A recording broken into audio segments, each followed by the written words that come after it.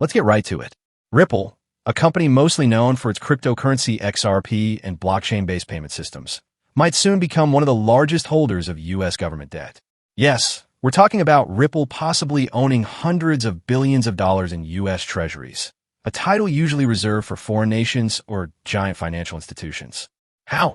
Through two major developments. First, Ripple's entry into the stablecoin market with RLUSD.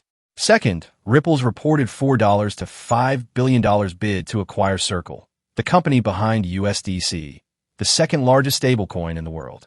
Now, let's unpack how this all connects. Ripple launched its own stablecoin, RLUSD, in late 2024. This token is backed by traditional assets, US dollar deposits, cash equivalents, and most importantly, US Treasuries. This approach mirrors that of other major players like Circle and Tether. 6 months after its launch, RLUSD already reached a market cap of over $321 million, making it one of the top 15 stablecoins globally. That's fast growth, and Ripple doesn't seem interested in slowing down. What's more ambitious, though, is Ripple's apparent attempt to acquire Circle. According to Fortune, Ripple made an offer in the range of $4 to $5 billion.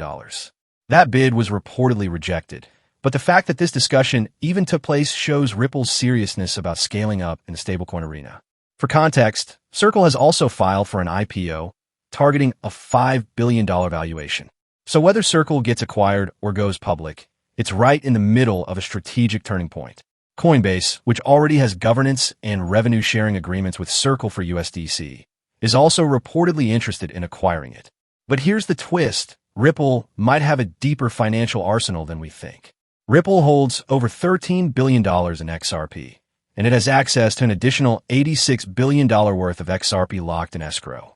That's an enormous reserve that could be mobilized for large-scale acquisitions or for backing a growing stablecoin like RLUSD. So why does all this matter? It ties directly into how stablecoins work.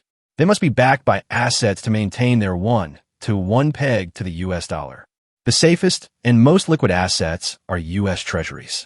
That's why companies like Tether and Circle already hold around $150 billion worth of US debt combined. If Ripple grows its stablecoin operations, and especially if it somehow manages to take over USDC, it will need to hold a massive amount of treasuries to ensure liquidity and user confidence. This is not just speculation. U.S. policymakers are already thinking along similar lines. In a recent interview with CNBC, Senator Bill Hagerty said, "I expect stablecoin issuers to become the largest holders of U.S. Treasuries in the world by 2030. He referred to Citibank's analysis to support this claim.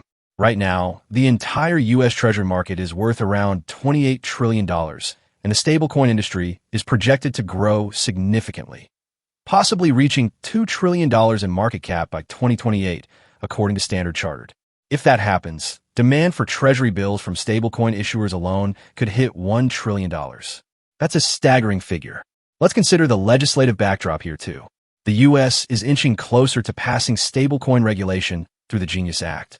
In a recent procedural vote, the Senate advanced the bill with bipartisan support, 66 votes in favor, including 16 Democrats. If passed, this legislation would provide a clear framework for issuing stablecoins in the U.S., likely mandating stronger reserve requirements. That means even more treasuries being bought up by stablecoin companies to comply with the law. And that brings us back to Ripple. If Ripple grows RLUSD aggressively or revives its bid for Circle, it could suddenly be managing tens or even hundreds of billions in digital dollar liabilities. To back those liabilities, it will need to own U.S. Treasuries on a massive scale. This raises a critical question. Are we entering an era where tech firms, rather than governments or banks, become key players in U.S. debt markets? It's not far-fetched.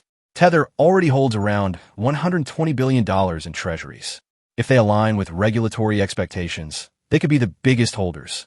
But Ripple, with its strong financial reserves and growing interest in stablecoins, could be right behind or even ahead, especially if it gets another shot at Circle. What we're seeing is more than just a financial trend. It's a shift in global economic infrastructure. Stablecoins aren't just about crypto anymore. They are becoming a fundamental part of the global financial system, and whoever controls them controls a massive slice of liquidity and influence. So while the crypto world often focuses on price speculation and market trends, these stablecoin moves reveal something deeper. Ripple isn't just playing the long game, it might be rewriting it. That's it for today's deep dive. Let me know in the comments. Do you think Ripple will eventually overtake Circle? Or could Coinbase step in and change everything? And what does it mean if crypto companies start owning more US debt than entire countries? Thanks for watching, and I'll see you in the next one.